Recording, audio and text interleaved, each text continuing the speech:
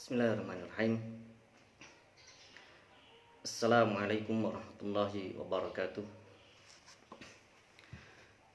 Alhamdulillahi wassalatu wassalamu ala rasulillah wa ala alihi wa ashabihi wa mawalahu ba'd. Salihin salihat yang dimuliakan oleh Allah Subhanahu wa taala. Alhamdulillah pada pagi hari ini di waktu yang mulia, di bulan yang mulia, bulan Ramadan ini kita kembali dipertemukan oleh Allah Subhanahu wa taala untuk kembali bersama-sama kita mempelajari kisah biografi manusia terbaik, yaitu Nabi kita Rasulullah Muhammad sallallahu alaihi wasallam. Sebelum kita membahas tentang kelahiran beliau dan fase-fase berikutnya, pagi hari ini kita akan awali dengan kejadian besar, kejadian penting, kejadian yang dikenang oleh sejarah, kemudian dicatat juga oleh Al-Quran, yang menjadi penanda peristiwa besar berikutnya, yaitu akan diutusnya Rasul di tempat tersebut, yaitu kejadian yang dikenal dengan pasukan bergajah, Ashabul Fil. Jadi peristiwa Ashabul Fil, pasukan Abrahah yang menyerang Ka'bah, ini terjadi sebelum lahirnya Rasulullah SAW. Syekh Sofiyur Rahman Al-Barakfuri di kitab beliau di Ar-Rahiqul Mahtum menyebutkan sekitar 50 sekian hari sebelum kelahiran Rasulullah SAW, yang mana tahun itu kemudian karena itu peristiwa besar, ini disebut dengan sebutan peristiwa besar itu menjadi sebutan tahun tersebut. Maka tahun itu disebut dengan Amul Fil atau tahun gajah. Bagaimana kronologi terjadinya perang atau terjadinya penyerangan Abrahah ini ke Ka'bah? Jadi ini bermula dari Yaman. Abrahah ini berasal dari Yaman. Tapi Abrahah sendiri itu adalah sebetulnya orang Habasyah. Habasyah itu Ethiopia. Jadi Yaman itu negeri yang letaknya di sebelah selatan Mekah, atau waktu itu lebih dikenal dengan Hijaz. Yaman ini di sebelah selatan. Jadi di Yaman ada penguasa-penguasa, kemudian di Jazirah Arab pun begitu. Di Hijaz ada Imarah, kemudian di sebelah utara ada Syam, ada Ghassan, kemudian di wilayah Irak ada Hirah dan seterusnya. Kemudian juga salah satu imperium besar di zaman itu adalah Habasyah. Habasyah ini Ethiopia, seberangnya Saudi, menyeberang Laut Merah, nanti sampai ke Habasyah di situ. Habasyah, jadi Habasyah itu di Afrika. Jadi Habasyah adalah salah satu imperium besar di zaman itu. Yang besar juga di zaman itu adalah Mesir. Jadi kalau Habasyah penguasanya disebut dengan Najasyi, kalau Mesir disebut Muqawqis. Kemudian dua imperium besar yang menjadi pengaruhnya lebih terasa secara internasional adalah Imperium Romawi dan Imperium Persia. Jadi beberapa wilayah ini itu berada di dalam kekuasaan atau di bawah pengaruh dua imperium besar. Ada yang pro Romawi, ada yang pro Persia. Seperti misalnya yang di Syam, ini karena di Syam itu wilayah Syam itu meliputi, kalau sekarang itu beberapa negara, ada Palestina, Yordania, Suriah, Lebanon. Itu zaman itu lebih dikenal dengan sebutan Syam. Jadi wilayah yang sangat luas. Syam itu berada di bawah pengaruh Romawi karena salah satunya faktor kesamaan agama. Kemudian yang di wilayah Irak ini lebih dekat ke Persia. Nah, yang lebih jauh dari itu Mesir. Mesir itu di bawah pengaruh Romawi juga, dan Mesir ini ada kesamaan juga dengan Romawi, sama-sama penganut Nasrani di sana. Kemudian juga di sebelah selatan lagi, di Afrika sebelah, kalau di peta itu sebelah bawahnya lagi, Habasyah atau Ethiopia. Habasyah ini juga mayoritas atau agama resmi negara waktu itu adalah Nasrani. Meskipun Nasrani di zaman itu ada sekte-sekte atau tidak semuanya satu. Nah, bagaimana dengan Yaman? Nah, Yaman itu kalau ditarik mundur sebelum peristiwa Ashabul Fil, ada peristiwa Ashabul Ukhdud. Ini juga Allah abadikan peristiwa besar itu di dalam Al-Quran, di surat Al-Buruj. Jadi di peristiwa Ashabul Ukhdud itu, penguasa saat itu Dhu Nuwas membantai para ahlu tauhid yang waktu itu beragama Nasrani. Kemudian dibuatkan parit, ya, kisahnya sangat panjang. Rasulullah ceritakan secara detail, itu kisah yang terkenal, kisah Hulam bersama gurunya, syekhnya, kemudian menghadapi tukang sihir dan penguasa waktu itu. Nah, singkat cerita, setelah mereka dibantai di Ukhdud, ya, Ashabul Ukhdud itu di parit yang diisi dengan kobaran api. Kemudian sebagian sisa-sisanya ada yang selamat. Kemudian sebagian orang-orang ini ada yang meminta bantuan ke Romawi. Kenapa minta bantuan ke Romawi? Karena ada kesamaan ideologi, atau bisa dibilang kesamaan agama, sama-sama Nasrani. Kemudian Romawi memberikan respon. Tapi karena jarak Romawi maksudnya adalah Romawi yang berpusat di Bizantium, atau sebutan lain Romawi adalah di zaman itu adalah Bizantium atau Romawi Timur, yang pusatnya di Konstantinopel. Sekarang Istanbul. Nah, Romawi merespon permintaan bantuan dari Yaman. Kemudian dikirimlah surat. Baik, saya akan bantu kalian. Tapi tidak dikirim ekspedisi pasukan langsung dari Romawi. Kaisar Romawi mengirim surat ke Habasyah, karena Habasyah ini di bawah pengaruh Romawi, pro Romawi atau proksi Romawi. Romawi meminta agar Habasyah, ya, negara Habasyah, Imperium Habasyah, membantu saudara-saudara mereka yang ada di Yaman. Kemudian Najasyi, jadi Najasyi ini sebutan rajanya. Kalau di Romawi disebut Kaisar, di Persia disebut Kisra. Nah, kalau di Habasyah ini disebut Najasyi. Najasyi Habasyah waktu itu mengirim pasukan. Pemimpinnya namanya Aryat. Aryat ini pemimpin tertingginya. Di bawah Aryat ada orang kedua dari kiriman dari Habasyah, di pasukan dari Habasyah. Dialah yang bernama Abraha. Nah, singkat cerita, Habasyah, Ethiopia ini berhasil menaklukkan Yaman yang tadi dikuasai oleh Dhu Nuwas. Akhirnya jatuh ke tangan Yaman. Nah, tapi kemudian seiring berjalannya waktu, ini yang disebutkan oleh Ibnu Hisham dalam kitab sirah beliau.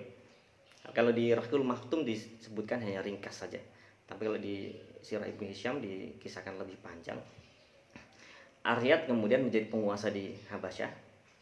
Tapi orang kedua, atau sebetulnya bawahannya Aryat sebagai pemimpin tertinggi, tangan kanannya Najasyi Habasyah.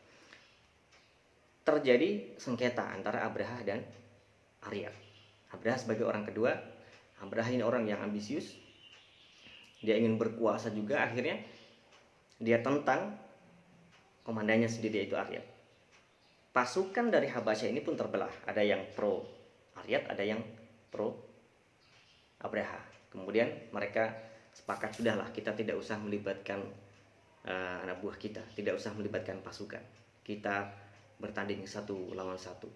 Singkat cerita, mereka tanding 1 lawan 1, dan Abraha dengan cara licik berhasil membunuh Aryat. Setelah itu pemimpin tertinggi atau kepemimpinan tertinggi beralih ke tangan Abraha. Nah, di tangan Abraha inilah ketika dia berkuasa, dia menjadi penguasa Yaman, dia sampaikan kepada Raja Najasyi, dia sampaikan bahwa di Jazirah Arab ada satu tempat yang sangat istimewa yang dikunjungi oleh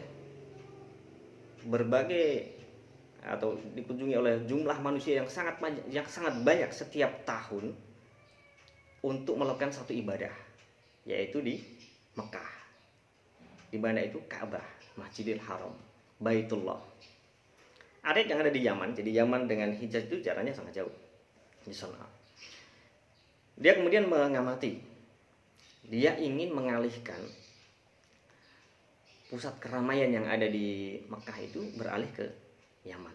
Ini juga sebagai bentuk dia ingin menunjukkan loyalitasnya kepada Habasyah. Jadi Najasyi Habasyah ketika Abraha membunuh Aryad, Najasyi tentu marah. Kenapa engkau membunuh komandanmu sendiri? Tapi untuk menunjukkan bahwa saya ini tetap loyal kok dengan Habasyah. Nah, Najasyi ingin mempersembahkan sebuah persembahan, yaitu dia ingin mengalihkan pusat keramaian yang ada di Mekah itu dialihkan ke Yaman. Kemudian dia membangun pusat ibadah juga.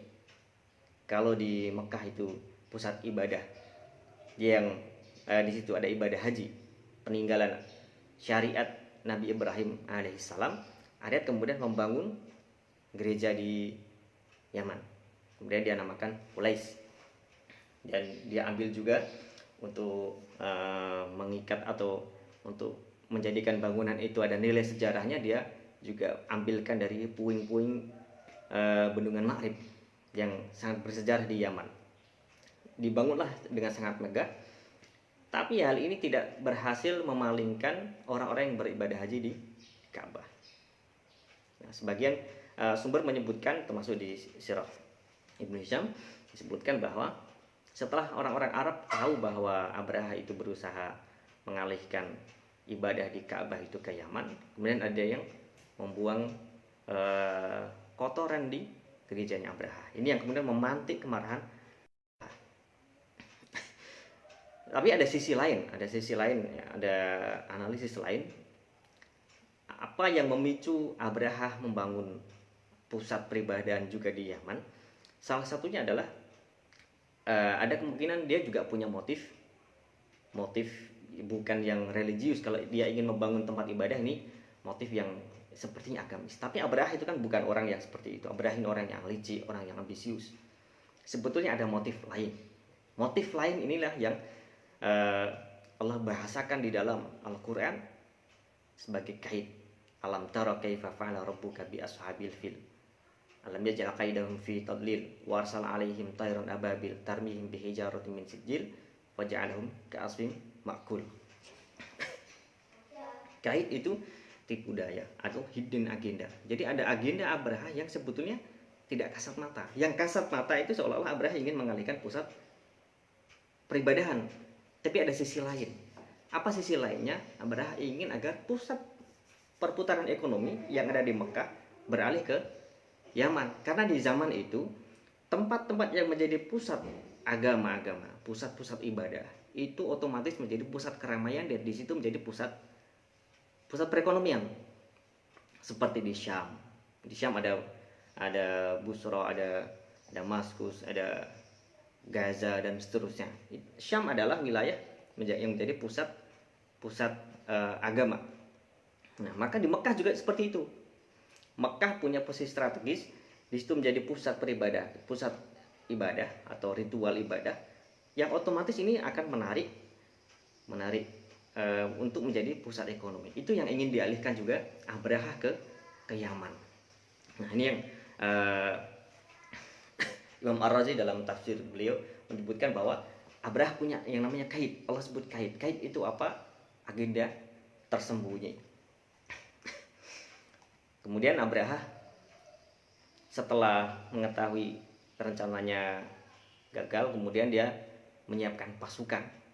Sekedar dialihkan ternyata tidak bisa. Maka Abraha menyiapkan pasukan untuk menghancurkan Ka'bah. Disiapkanlah pasukan. Ibnu Hisham menyebutkan jumlahnya kalau tidak salah sampai 60.000 pasukan. Diberangkatkanlah pasukan ini mengarah ke Mekah. Dan di dalam pasukan yang jumlahnya ribuan ini, sebagian pasukannya menunggang gajah. Gajahnya hanya sebagian semut menyebutkan belasan, ada yang menyebutkan kurang dari 10 kalau tidak salah, kemudian sebagian menyebutkan 13. Jadi pasukan bergajah itu bukan semua pasukannya naik gajah. Jadi pasukan bergajah itu sebagian pasukan yang menaiki gajah. Gajah sebagai simbol kebesaran pasukan Abraha, yang mana pasukan Abraha ini adalah perpanjangan tangan dari kekuasaan Najasyi di Habasyah. Jadi gajah ini sebagai simbol kebesaran Ethiopia atau Habasyah. Dan gajah itu ya berasal dari kan adanya gajah Afrika. Jadi gajahnya tidak banyak-banyak. Kalau semuanya bergajah, sekian ribu pasukan naiknya gajah, itu biayanya besar, dan mendatangkan ribuan gajah dari Afrika kan tidak mudah. Jadi gajahnya itu hanya sebagian saja, hanya sekitar belasan. Tapi ini menjadi simbol kebesarannya, simbol kebesaran pasukan ini. Berangkatlah pasukan ini menuju Mekah. Kemudian sesampainya di wilayah Taif, Abraha dan pasukannya ini meminta bantuan kepada orang-orang Taif, penguasa Taif, dan mereka menyambut itu. Jadi orang-orang di Taif ini, kalau yang kalian serang itu Al-Bait, atau itu yang ada di Mekah, itu Ka'bah maksudnya, ya silahkan saja, asal kalian tidak menghancurkan tempat kami. Jadi di masing-masing tempat di Jazirah Arab itu waktu itu mereka punya sesembahan sendiri. Ada yang di Taif ini punya berhala yang diagungkan, ada Lata. Nanti di tempat lain di Najd ada sendiri, di Yathrib yang sekarang disebut Madinah ada sendiri, nanti di Mekah juga ada sendiri. Nah, orang-orang Taif tidak masalah kalau yang kalian akan serang itu Mekah, asal bukan tempat kami. Kemudian orang-orang Taif ini mengutus, jadi karena Abraha ini tidak tahu jalan arah ke Mekah, mereka minta dibantu penunjuk jalan. Kemudian orang-orang Taif, penguasa Taif waktu itu, mengutus satu orang untuk menjadi penunjuk jalan yang dikenal dengan nama Abu Rigal, namanya Abu Rigal. Dan di jalan orang ini meninggal. Kemudian sampai beberapa waktu yang panjang tempat kuburannya Abu Rigal ini dilempari orang. Sebagai simbol ini orang tidak suka, ini adalah pengkhianat. Dan Abu Rigal ini menjadi ikon pengkhianat. Karena Abu Rigal ini dia berkhianat untuk membantu Abraha menunjukkan Baitullah. Kemudian sebelum masuk ke Ka'bah, Abraha mengirim utusan untuk menyelidiki, mempelajari wilayah Ka'bah, wilayah Mekah dan seterusnya. Kemudian utusan Abraha ini juga menawan unta-unta, menyita atau merampas unta-unta milik orang-orang Mekah, termasuk unta dari kakek Rasulullah Shallallahu Alaihi Wasallam. Kalau tidak salah ada 200 unta. Ini yang disebutkan di Ibnu Hisham, ada 200 kakeknya Rasulullah SAW disita oleh Abraha. Kemudian Abdul Muthalib kemudian berusaha menemui Abraha. Didatangilah Abraha dengan lobby, beberapa kali lobby, sampai akhirnya berhasil dipertemukan langsung dengan Abraha. Setelah berhasil ketemu dengan Abraha, kemudian Abraha tanya, ada keperluan apa? Abdul Muthalib menyampaikan, saya ingin menanyakan unta-unta saya. Kemudian Abraha balik bertanya, loh, kamu ini tahu saya akan menyerang tempat ibadah yang kalian paling agungkan. Kalian tahu saya akan menghancurkan itu Ka'bah. Kok kamu datang ke sini hanya menanyakan unta? Kemudian Abdul Muthalib mengatakan, ya saya ini Rabbul Ibil, saya kan hanya pemilik unta.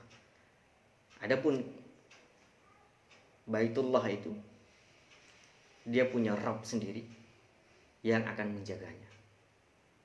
Jadi Abdul Muthalib hanya Rabbul Ibil, sedangkan Rabbul Ka'bah itu ada sendiri, Allah Subhanahu wa taala yang akan menjaganya sendiri. Kemudian berangkatlah. Jadi Abdul Muthalib hanya mengurus untanya. Setelah itu Abraha kemudian memberangkatkan pasukannya. Pasukan yang sangat besar untuk menghancurkan Ka'bah. Kemudian gajah yang dinaiki Abraha dan gajah-gajah yang lain itu setiap kali diarahkan mengarah ke Ka'bah ke utara, gajah-gajah ini kemudian tidak mau jalan. Kalau diarahkan ke timur, ke barat, mereka mau, gajah-gajah ini mau. Kemudian salah satu orangnya Abraha membisiki gajah, ini yang disebutkan di Ibnu Hisham, agar gajah itu berbalik. Nah, kemudian setelah itu Allah kirimkan burung-burung yang Allah sebutkan dalam surat Al-Fil itu ababila. Ababila itu salah satu maknanya adalah burung yang datang berbondong-bondong, yang kemudian membawa batu-batu yang dijatuhkan kepada pasukan Abraha sampai mereka hancur.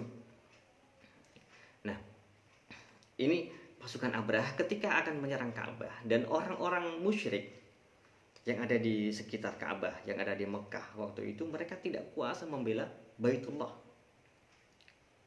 Kemudian Allah menunjukkan kekuasaannya. Ketika orang-orang, jadi ini menunjukkan ada hikmah besar juga, bahwa ternyata orang-orang musyrik mereka mengklaim sebagai ahlu pemilik atau tetangga Allah, jarullah di Masjidil Haram. Tapi ketika Baitullah akan diserang, mereka ternyata tidak berani membela itu. Maka Allah kirimkan pasukannya sendiri. Allah yang membelanya sendiri. Ini juga menunjukkan bahwa orang-orang musyrik ternyata omong kosong saja kalau mereka merasa memiliki Baitullah. Allah tunjukkan kekuasaannya.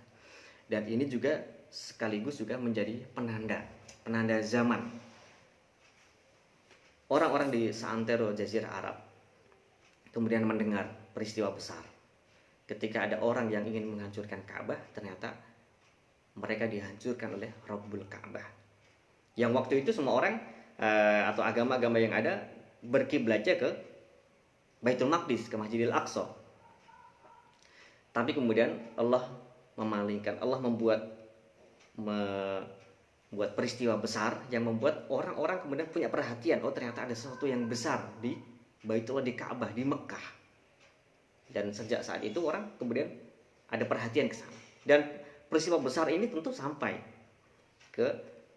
ke telinga penguasa Habasyah, Najasyi, sampai ke telinga penguasa Romawi, Kaisar Romawi, dan seterusnya. Ini menjadi mukaddimah bahwa kelak sebentar lagi akan ada peristiwa besar yang ada di Mekah itu. Jadi ini semacam prolog sebelum diutusnya Rasulullah Shallallahu Alaihi Wasallam. Salah satu hikmahnya adalah seperti itu. Allahu Ta'ala a'lam. Ya, ikhwan dan akhwat sekalian, sholihin sholihat yang dimuliakan oleh Allah Subhanahu wa Ta'ala. Mungkin itu yang bisa kami sampaikan pada kesempatan yang singkat ini. Mudah-mudahan bermanfaat dan mudah-mudahan kita dipertemukan kembali oleh Allah Subhanahu wa Ta'ala pada pertemuan berikutnya. Kita akhiri subhanakallahumma wa bihamdika asyhadu an la ilaha illa anta astaghfiruka wa atubu ilaik. Assalamualaikum warahmatullahi wabarakatuh.